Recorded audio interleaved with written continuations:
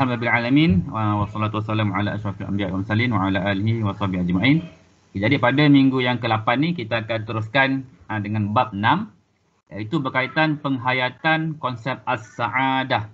As-sa'adah ni dalam bahasa Arab kita dah pun sentuh sebelum ni, yang bermaksud kebahagiaan. Okay, apa kandungan yang akan kita cuba ulas dalam tajuk ni pada minggu ni? Yang pertamanya kita akan cuba melihat apakah makna dan tujuan dalam kehidupan. Kemudian yang kedua, makna as-sa'adah ataupun kebahagiaan dalam Islam menurut kacamata pandangan alam Islam, iaitu adanya sentuhan berkaitan tingkatan jiwa, kemuncak kebahagiaan iaitu nafsul mutmainnah, dan tips atau tanda-tanda kebahagiaan yang ada pada setiap individu Muslim lah.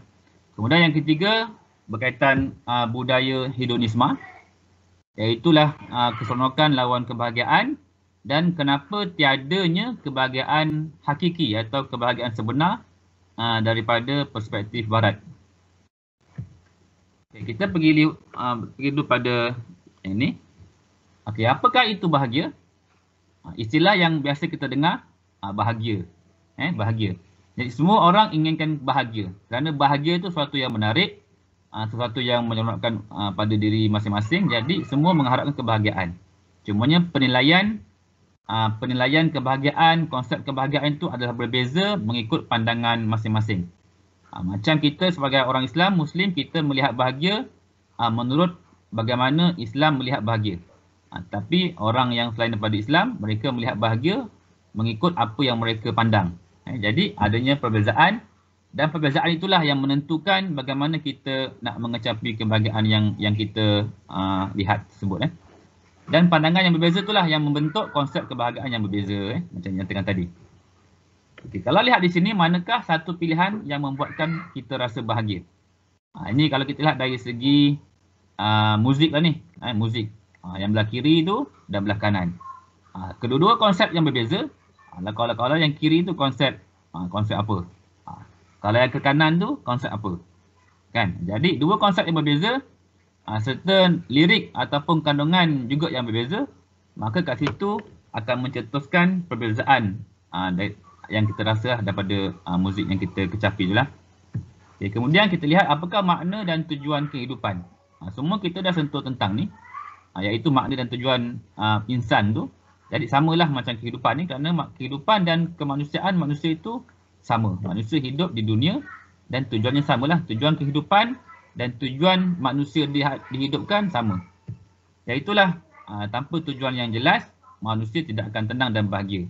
Jadi dua tujuan utama yang kita telah pun sedia maklum. Yang pertama sebagai hamba, yang kedua sebagai khalifah.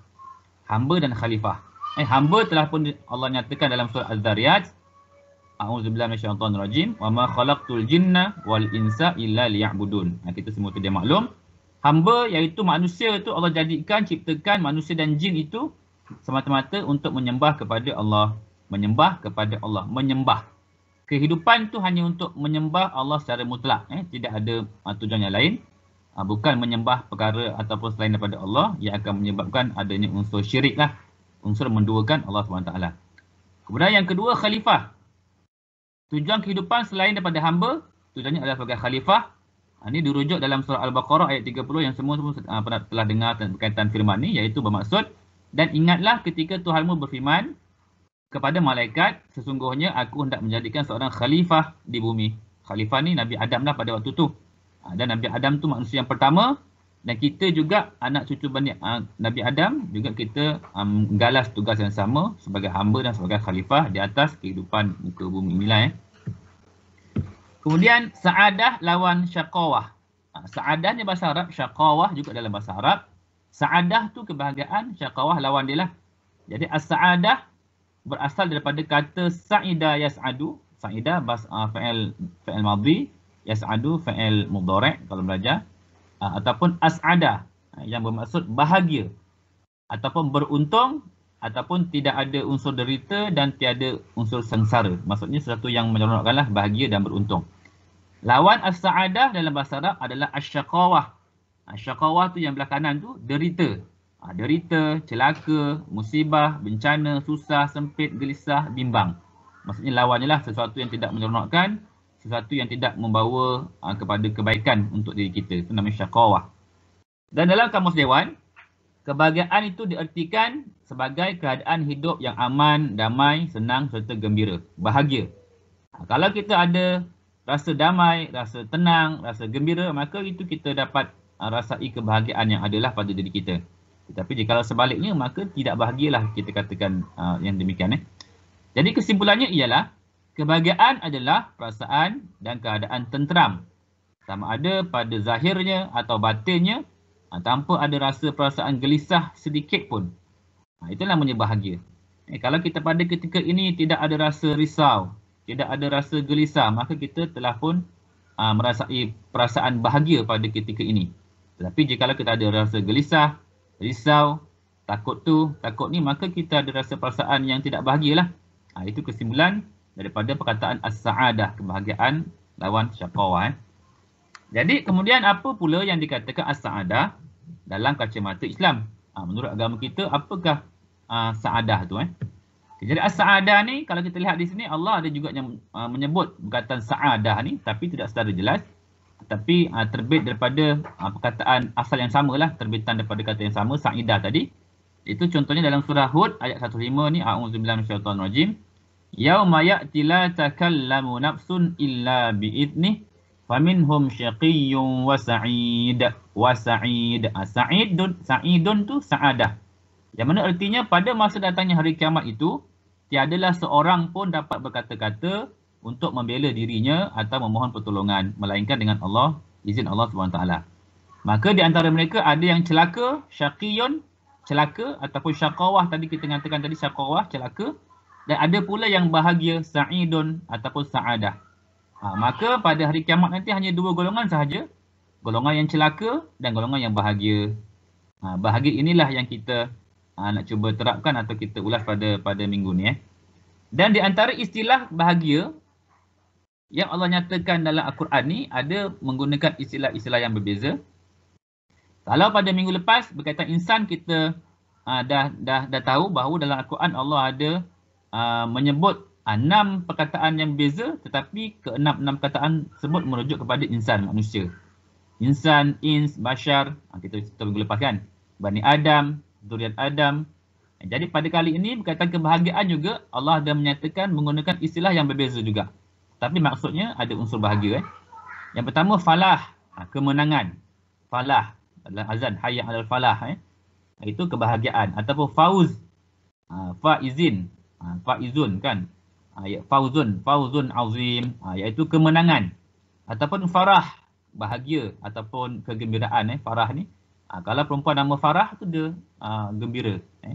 Ataupun surur, sama juga gembira, kebahagiaan.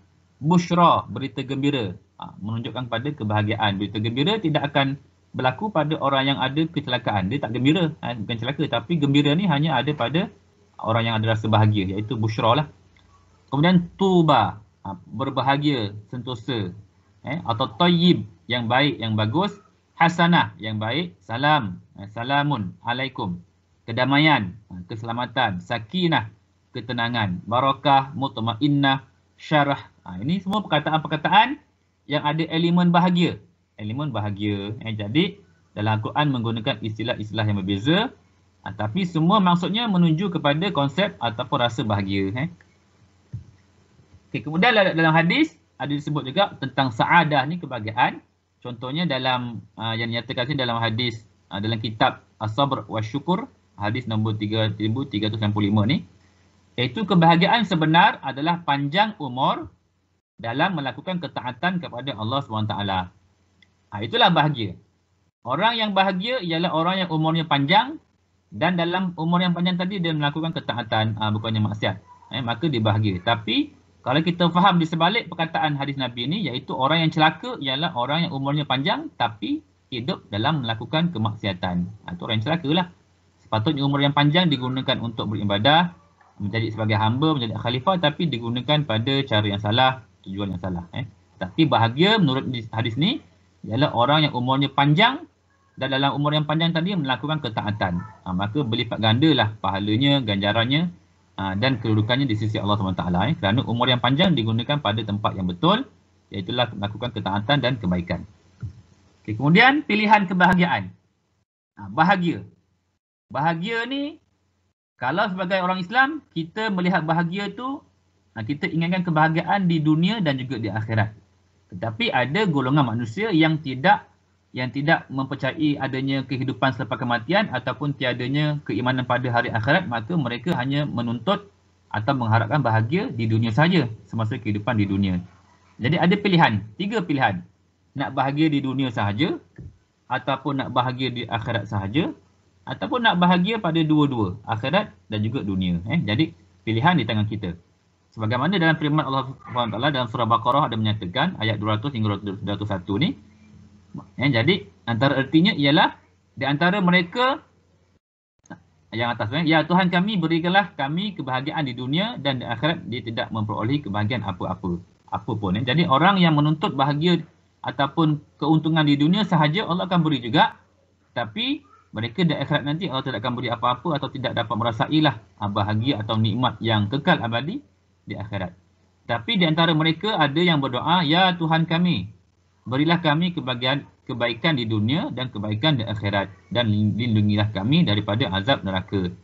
Jadi ini kita lah, mudah-mudahan kita tergolong dalam golongan ni, iaitu kita meminta, berdoa, mengharap supaya Allah kurniakan kepada kita semua kebaikan di dunia dan kebaikan di akhirat. Kerana kebaikan di akhirat, kebaikan yang kekal selama-lamanya, abadi. Tetapi di dunia hanya sementara. Jadi pilihan di tangan kita. Jadi apakah yang dikatakan bahagia secara detail ni, konsep bahagia? Di antaranya sebagai yang dinyatakan oleh tokoh yang biasa kita dengar ni, Imam Al-Ghazali. Iaitulah hakikat as-sa'adah. Hakikat kebahagiaan tu ialah kebahagiaan yang tertinggi dan hakiki yang sebenarnya adalah hasil daripada keupayaan manusia untuk berakhlak dan menyucikan jiwanya. Bermaksud, Imam Ghazali ni kan kita dikenali sebagai tokoh sufi kan. Iaitulah yang memberikan teori tentang penyucian jiwa dan sebagainya. Maka keutamaan Imam Ghazali ni menyatakan bahagia tu ialah apabila manusia tadi berakhlak dengan akhlak yang terbaik, yang terpuji dan dapat menyucikan jiwanya. Maka nilai ataupun pergerakan akhlak yang tinggi dan penyucian jiwa yang tinggi tadi, maka akan tinggilah juga nilai kebahagiaannya. Maksudnya ada pergerakan yang selarilah bahagia dan juga nilai akhlak dan penyucian jiwa. Jadi kebahagiaan itu hanya terletak pada jiwa, bukan pada jasmani, pada badani tadi pada jiwa. Jiwa yang bahagia, maka automatik kehidupannya, badannya, jasmaninya akan turut merasai kebahagiaan. Jadi dapat diperolehi, kebahagiaan itu dapat diperolehi melalui kita punya pengenalan tentang diri kita, kan, tentang insan. Apakah hakikat insan tu? Diri itu maksud insan lah. Kita tahu siapakah insan, apakah tujuan insan diciptakan, kita dalam belajar sebelum ni. Maka kita akan lebih merasai kebahagiaan. Jadi 3 unsur ni, iaitu unsur mengenali diri, mengenali Allah SWT, mengenali dunia dan akhirat, maka akan dapat kita rasai bahagia itu bagaimana. Orang yang mengenali dirinya, dia tidak akan terlebih menuntut yang bukan. Contohnya dia mengenali diri dia sebagai hamba dan diri sebagai khalifah, maka dia akan berkadar saja ataupun terhad keinginannya. Keinginannya bukan hanya semata-mata untuk memenuhi nafsunya, tapi lebih tumpuannya kepada menjadi hamba dan khalifah Allah SWT. Dan orang yang mengenali mengenali Allah SWT juga akan mengetahui bahawa Allah yang menciptakannya dan Allah tu maha berkuasa di atas segalanya, maka dia akan turut mengharapkan kebahagiaan daripada Allah SWT. Dan bila dia mengenali dunia tu apa, akhirat tu apa, maka pastinya kebahagiaan itu tidak akan diharapkan semata-mata di dunia, malah lebih lagi diharapkan untuk di akhirat. Sebagaimana saya ada sentuh sebelum ni tentang yang Allah simbolikkan kambing ataupun kibas tu sebagai kematian. Maka dengan matinya kematian, maka pada waktu tu tiada lagi kematian, maka orang yang mendapat kebahagiaan, maka dia akan terus berkekalan dengan kebahagiaannya. Dan orang yang mendapat kecelakaan atau syakawah tadi, maka akan berterusan dengan kecelakaannya di akhirat nanti. Dan kebahagiaan jiwa yang tertinggi atau puncak kebahagiaan pada manusia jika ia mampu mengenal Tuhannya, ma'rifatullah. Istilah ma'rifatullah yang kita dah sentuh pada prinsip-prinsip asas Islam kan, ma'rifatullah, mengenali Tuhan, mengenali Allah. secara dalil, nakli dan akli dan sebagainya kita sentuh. Jadi kemudian dengan mengenal Tuhannya, maka manusia seakan tidak lagi memerlukan ataupun di dunia ini kerana kebahagiaan jiwanya telah pun mencukupi dengan sebab telah mengenali Tuhan. Bila mengenali Tuhan, maka apa sahaja yang Allah bagi padanya, sama ada kemiskinan, kekayaan, kesakitan, kesihatan, semuanya mereka redha, maka mereka akan rasa bahagialah. Sebab kebahagiaan itu kan pada jiwa tadi. Redha, syukur, sabar, itu unsur-unsur yang menyebabkan rasanya bahagia dalam jiwa. Okay, kemudian lihat di sini menurut Prof. Nakib Al-Atas, bahagia itu ada dalam 3 perkara. Bahagia pada diri, nafsiyah, bahagia pada badan, badaniyah, dan juga yang ketiga, persekitaran, kharijiyah. Kharijiyah. Ada 3 unsur, 3 bahagia dalam perkara ni. Pada diri, badan dan persekitaran.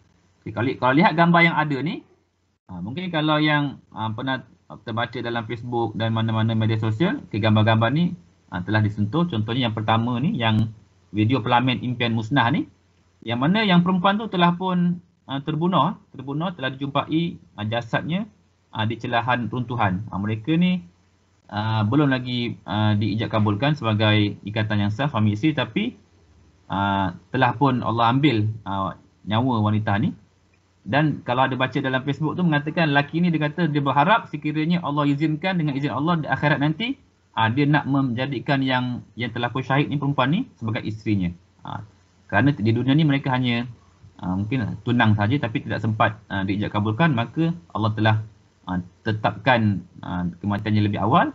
Maka kat situ melihat adanya hubungan yang kuatlah, kerana dia mengharapkan supaya Allah memberikannya kebahagiaan di akhirat nanti, dalam keadaan muka yang tersenyum kan. Tetapi wallahualam, mudah-mudahan Allah yang mengetahui bagaimana keadaannya, tapi dengan harapan dan doa itu mudah-mudahan adalah kebaikan pada yang diharapkan.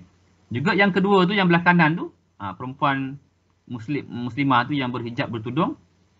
Kalau ada terbaca juga, contohnya ada saya terbaca, dikatakan ada yang perempuan ni dia bertudung, tetapi tudungnya telah ditarik oleh yang non-muslim, oleh perempuan yang bukan Islam. Maka ditarik tu nampaklah auratnya, maka lelaki Palestin ni segera bekerja tempat yang berlaku perkara tersebut. Dia akan lindung perempuan tadi yang terbuka tudungnya. Dalam keadaan yang segera, perempuan tadi pun mengambil tudungnya dan memakaikan semula. Maksudnya mereka sangat mengambil berat tentang auratnya, kerana kat situ dia rasakan adanya unsur bahagia, bahagia dalam mengamalkan kebaikan dan menutup aurat ni lah. Maksudnya bahagia tu ada dalam 3 perkara ni. Pada diri bahagia, maka akan dapat kebahagiaan yang mutlak lah. Begitu juga pada badannya, pada persekitaran bahagia tadi. Kemudian tingkatan jiwa ataupun nafsu. Ada 3 nafsu, iaitu yang kita biasa dengar. Yang pertama, an-nafsu al-ammarah bisu'. Yang kedua, an-nafsul lawamah. Dan yang ketiga, an-nafsul mutmainnah. Ammarah bisu' ni yang saya nyatakan sebelum ni ialah yang suka mendorong ke arah keburukan, kejahatan. Ini nafsu yang paling rendah, sukakan kemaksiatan, dosa, suka membuat keingkaran, langgar perintah Allah dan sebagainya. Kemudian yang kedua, nafsu lawamah, nafsu yang sederhana, kategori yang kedua, iaitu kadang-kadang suka buat perintah Allah, suka buat kebaikan, dan kadang-kadang suka buat dosa, suka buat maksiat. Ni jiwa kita semualah. Kita kadang-kadang suka buat kebaikan, kadang-kadang suka buat kejahatan. Ini yang kedua. Kemudian yang ketiga, nafsul mutmainnah, yang paling tinggi. Kategori nafsu yang paling tinggi iaitu nafsu yang tenang. Nafsu tenang ni, dia suka mematuhi perintah Allah SWT, dia akan menjauhi larangannya, bebas daripada rasa takut dan bimbang, sentiasa mengharapkan kebahagiaan dan sebagainya. Maka 3 kategori jiwa, 3 kategori nafsu. Kategori yang paling dominan di antara manusia yang kedua ni, lawamah. Tapi ada juga manusia yang kategori nafsu yang pertama, tetapi mereka yang diberikan keinginan, diberikan kedudukan yang tinggi di sisinya, nafsul mutmainnah inilah yang tidak ramai. Maksudnya mereka yang imannya tinggi dan sebagainya, maka mereka mendapat rasa kejiwaan ataupun nafsu yang tenang ini, mutmainnah. Kemudian kemuncak kebahagiaan, nafsu kemuncak kebahagiaan. Kalau kita lihat kemuncak kebahagiaan ni, dalam surah Al-Fajr ayat 28 hingga 30 ada disentuhkan tentang nafsul mutmainnah, nafsu yang ketiga tadi. Auzubillahi minasyaitonirrajim. Ya ayyatuhan nafsul mutmainnah irji'i ila rabbiki radiyatan mardiyah fadkhuli fi ibadi wadkhuli jannati. Wahai jiwa yang tenang, kembalilah kepada Tuhanmu dengan hati yang redha dan diredainya, maka masuklah ke dalam golongan hamba-hambaku dan masuklah ke dalam syurga. Bermaksud, jiwa yang tenang ni, sifat dia ialah redha dan meredai. Dia tu redha atas apa yang berlaku pada dirinya dan dia juga diredai oleh Allah SWT. Maka jiwa yang tenang ni Allah memperalu-alukan supaya masuklah dalam golongan hamba-hamba hamba-hamba Allah dan masuk dalam syurga.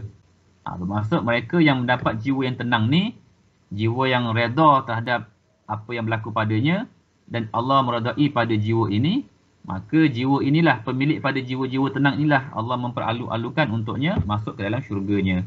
Mudah-mudahan kita semua berusahalah ke arah mendapat, menikmati, merasai jiwa yang tenang ini. Okey, apakah tips kebahagiaan dalam Islam? Untuk mendapat kebahagiaan yang kita nyatakan tadi, yang pertamanya kena ada iman lah. Iman penentu kepada bahagia. Macam dinyatakan tadi oleh Imam Ghazali bahawa bahagia itu berada di jiwa dan semakin tinggi nilai akhlaknya, semakin tinggi dia punya tahap imannya, maka semakin tinggilah nilai ataupun pencapaian kebahagiaan dalam dirinya.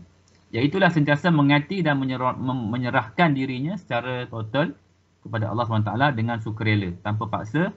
Iaitulah mengenal sifat-sifat Allah, mengakui perintah dan larangannya. Iman Bahkan dinyatakan dalam surah Ar-Ra'd ni ayat 28, A'udzubillahi minasyaitonir rajim, alladzina amanu wa tatma'innu qulubuhum bi dzikrillah, ala bi dzikrillahi tatma'innul qulub. Iaitu orang-orang yang beriman dengan tenang, tenteram hati mereka dengan zikir atau mengingati Allah. Ketahuilah dengan zikrullah itu hati manusia akan menjadi tenang. Maka dengan iman akan memberi kesan kepada jiwa yang tenang, akan mendapat kebahagiaan. Yang kedua dengan amalan. Pertama dengan iman, yang kedua dengan amal. Iaitulah niat, tujuan yang baik, mengamalkan nilai yang baik, kemantapan hubungan sosial yang positif, melaksanakan semua tanggungjawab, memelihara kesihatan fizikal dan mental. Antaranya dinyatakan dalam surah Baqarah, surah Al-An'am iaitu a'udzubillahi minasyaitonir rajim, man amana billahi wal yaumil akhir wa 'amila shalihan falahum ajruhum 'inda rabbihim wa la khaufun 'alaihim wa lahum yahzanun. Siapa saja di antara mereka yang benar-benar beriman kepada Allah hari kemudian dan beramal soleh, beramal soleh, mereka akan menerima pahala dari Tuhan mereka, tidak ada rasa khawatir, risau terhadap mereka dan tidak pula bersedih hati. Orang yang tidak bersedih hati, tidak rasa khawatir, ini ialah ciri-ciri bahagialah. Iaitulah mereka tu beriman pada Allah pada hari kiamat dan juga beramal soleh. Maka dengan beramal soleh, melakukan kebaikan, akan memberikan juga rasa kebahagiaan. Kemudian yang kedua dalam surah Al-An'am dinyatakan, a'udzubillahi minasyaitonir rajim, alladzina amanu wa lam yalbisu imanahum bizulmin ulaika lahumul amnu wa hum muhtadun. Orang-orang yang beriman dan tidak mencampur adukkan iman mereka dengan kezaliman, iaitu syirik, mereka itulah orang-orang yang dapat keamanan. Dan mereka lah orang-orang yang mendapat hidayat petunjuk ataupun bahagialah. Bahagia dengan cara iman mereka tu tidak dicampurkan dengan rasa syirik. Syirik tu ialah amal kejahatan lah, syirik, menduakan Allah. Maka apabila tiada gabungan iman dan syirik, dia akan dapat kebahagiaan ataupun keamanan. Juga dinyatakan dalam hadis, sebagaimana riwayat Imam Ahmad ni, yang bermaksud kebaikan adalah yang membuatkan jiwa tenang, manakala dosa adalah yang membuat jiwamu gelisah dan ragu-ragu di hatimu. Kita pun dapat merasai perkara ni. Apabila kita membuat satu amalan kebaikan, contoh kita banyak baca Quran, kita suka tolong orang, nampak kawan susah kita tolong, maka pada waktu kita buat kebaikan tu, jiwa kita rasa tenang, rasa damai. Tapi apabila kita buat sebaliknya, contohnya orang solat di masjid atau di mana-mana tempat solat, kita tak pergi, kita duduk bilik contohnya kan, kita pun berdiam diri, tidak solat. Maka pada waktu tu kita sendiri pun rasa gelisah, rasa risau, orang tahu ke, dapat dosa. Maka itu kita pun dapat merasai orang yang melakukan dosa, jiwanya tidak akan rasa tenang, dia akan rasa gelisah dan akan rasa tidak tenang di hatinya. Okey, itu amal. Apa contoh-contoh amalan yang boleh membawa kepada ketenangan? Contohnya yang pertama sabar. Sabar ni dia amalan. amalan dalam hati. Dia bersabar terhadap apa yang diterima. Dia rasa syukur, syukur dan sabar. Kemudian tazkiyatun nafs, menyucikan jiwa. Amar ma'ruf, perintah kepada kebaikan dan mencegah kepada kemungkaran. Mencari dan mendapatkan redha Allah. Islah, memperbaiki diri. Bertaubat, meminta ampun. Kemudian mencari perlindungan, zikir, mendapat petunjuk, berserah diri, uswah hasanah, iaitu menjadi suri teladan, menolak kejahatan, menjaga lisan, menjaga lidah, perkataan, perbuatan, jihad jiwa dan harta. Maka semua perkara-perkara yang dinyatakan ni boleh memberi kesan ke arah jiwa kita mendapat ketenangan atau merasai kebahagiaan.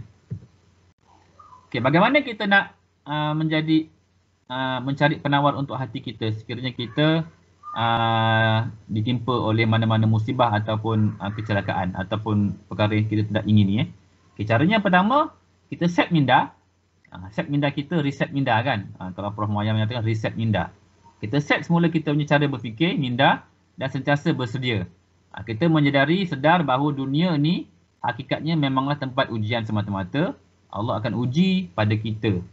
Tapi kita kena yakin setiap ujian yang kita dapat tu, Allah tidak akan menguji kecuali pada hamba-hambanya yang mampu untuk mendepani ujian tersebut. Dan pastinya ada penyelesaian di dunia. Kalau masih juga belum selesai, belum lagi kita dapat tangani masalah ujian yang kita dapat, itu tandanya Allah SWT mahu kita teruskan berdoa, mengharap padanya. Dan jikalau kita masih lagi tidak dapat menyelesaikan masalah tersebut, kita kena yakin bahawa Allah telah sedang menguji kita dan kita perlu bersabar. Orang yang bersabar di atas ujian akan dapat pahala yang berlipat ganda. Kerana Allah menyatakan dalam Al-Quran, innama yuwaffas sabiruna ajruhum bighairi hisab. Orang sesungguhnya Allah akan memberi balasan kepada orang-orang yang sabar tu ganjaran pahala yang tidak dapat dikira, dinilai. Maksudnya pahala kesabaran tu sangat luas dan tidak tiada hadnya.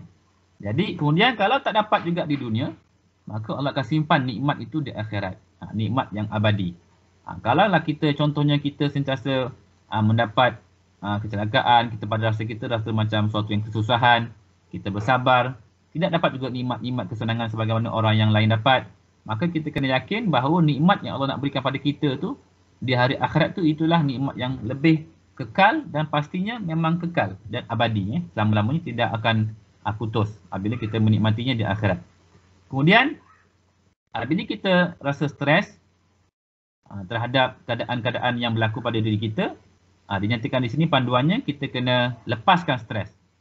Lepaskan stres dengan cara yang betul lah. Jangan lepaskan stres dengan cara kita memukul kawan, perkara-perkara yang tak sepatutnya.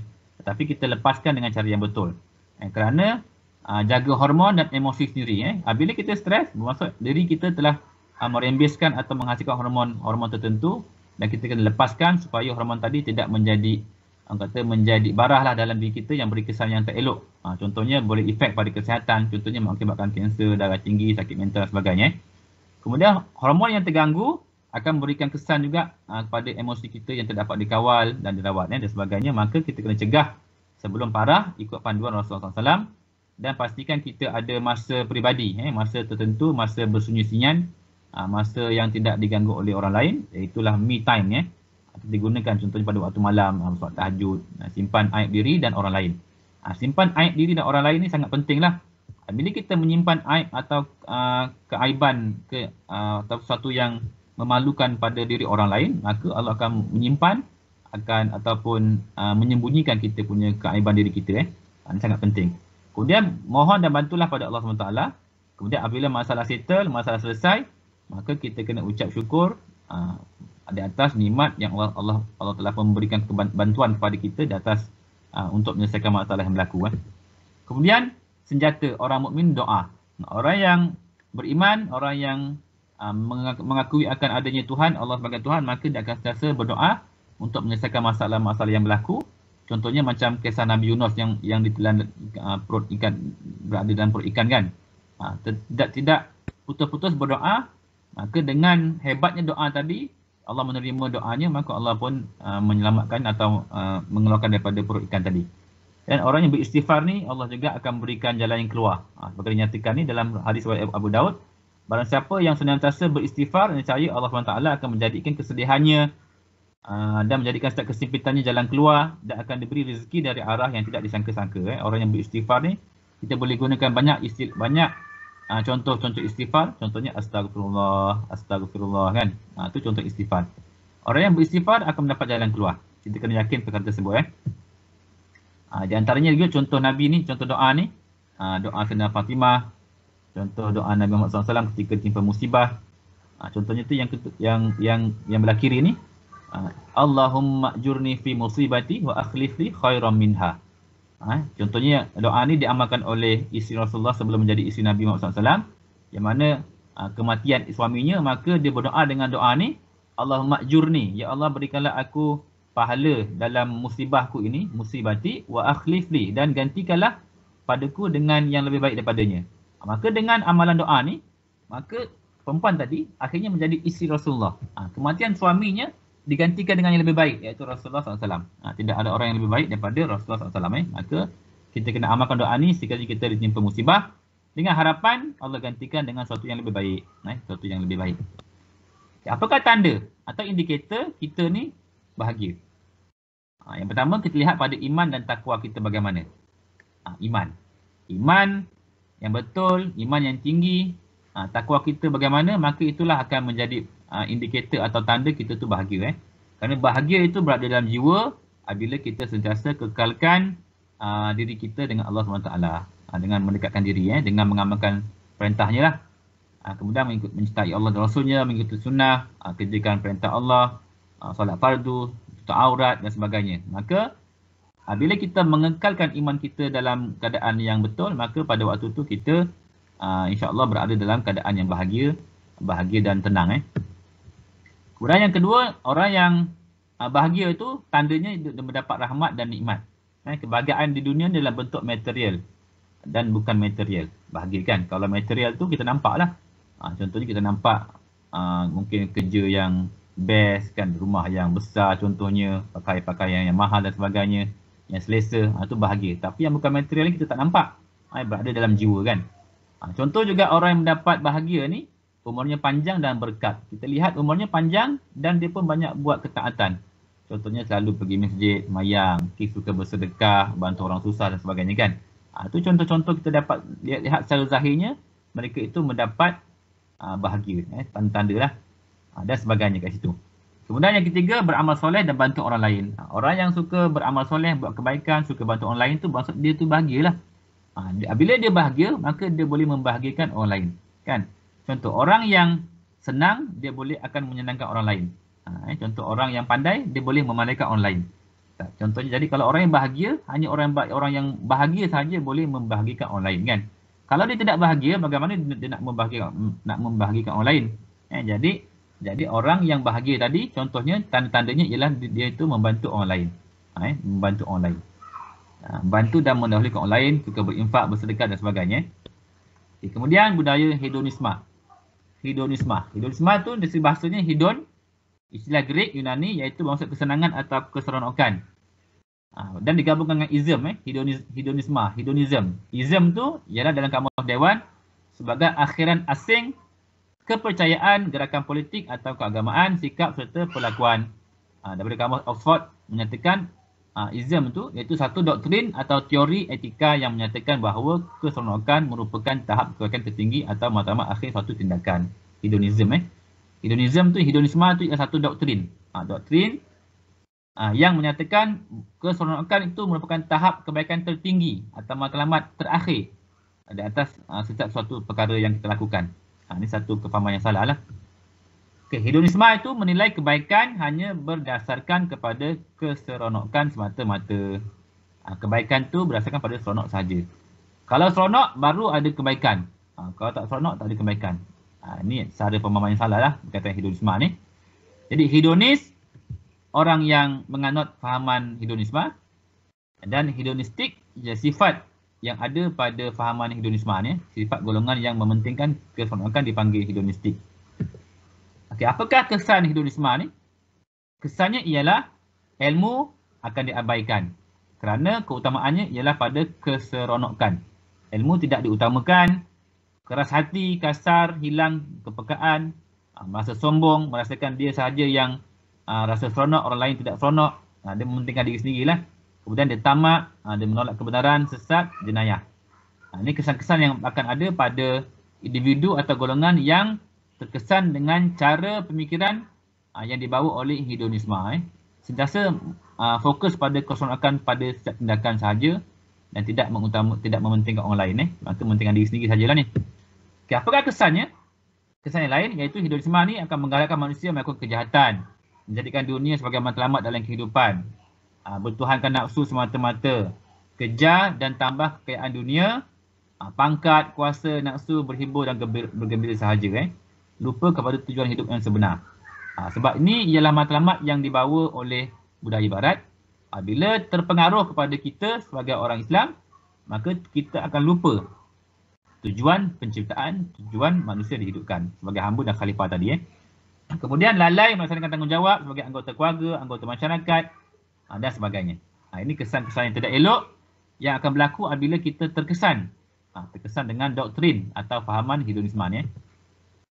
Kemudian kita masuk pada keseronokan lawan kebahagiaan, seronok dan bahagia. Kenapa tiada kebahagiaan hakiki dari perspektif barat? Kenapa tidak ada? Kita dah ulas sebelum ni sedikit apakah perbezaan bahagia dan seronok menurut Islam dan barat. Yang pertamanya, kenapa tiada rasa bahagia? Yang pertama, dualisme, iaitu tiada konsep akhirat. Barat tidak adanya kepercayaan kepada adanya hari akhirat ataupun kehidupan selepas kematian.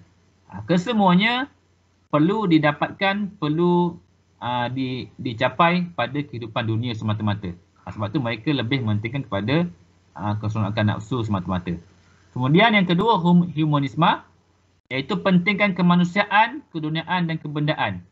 Mereka mementingkan kemanusiaan, humanisme. Apa yang manusia itu hajatkan, perlukan, itulah yang mereka beri penekanan atau keutamaan. Kan?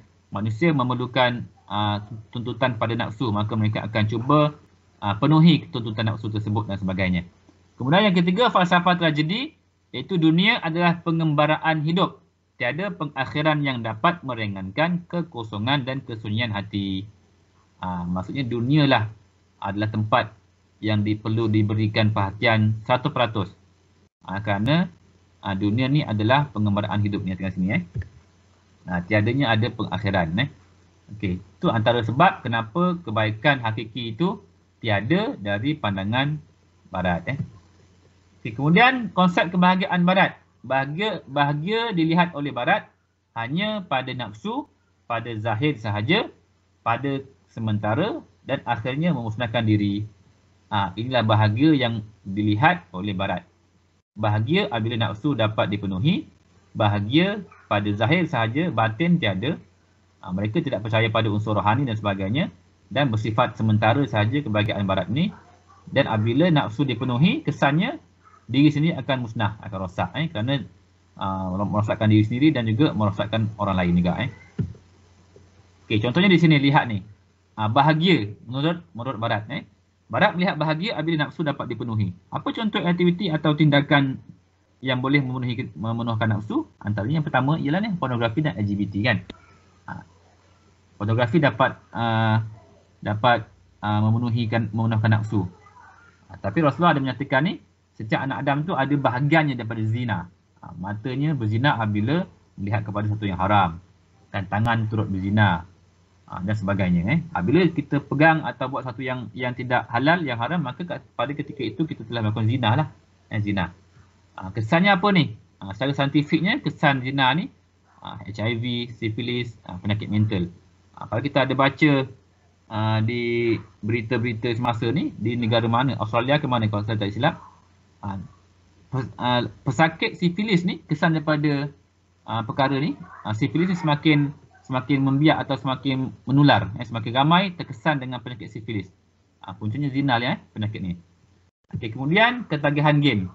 Ada melihat games tu sebagai yang boleh memberi keseronokan pada diri.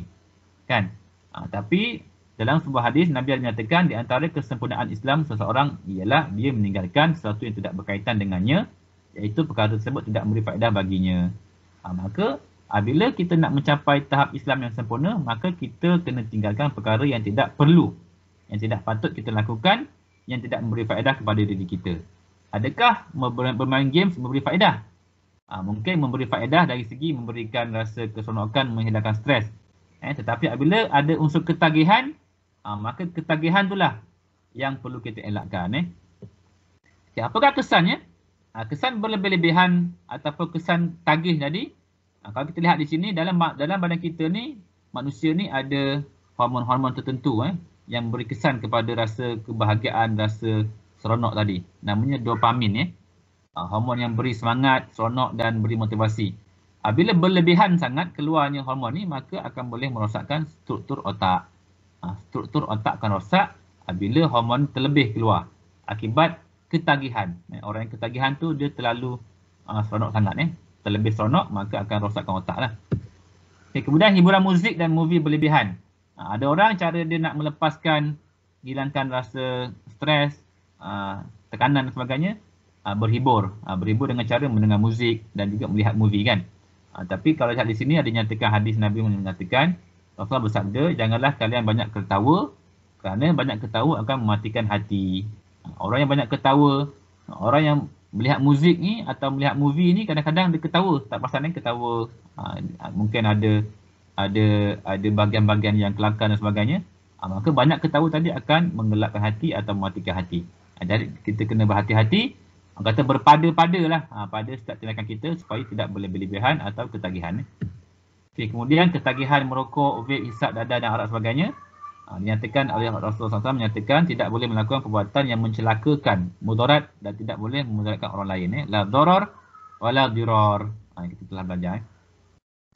Maka ketagihan tadi akan beri kesan yang tak elok lah. Ketagihan akan beri kesan yang tidak elok. Okay, membunuh diri.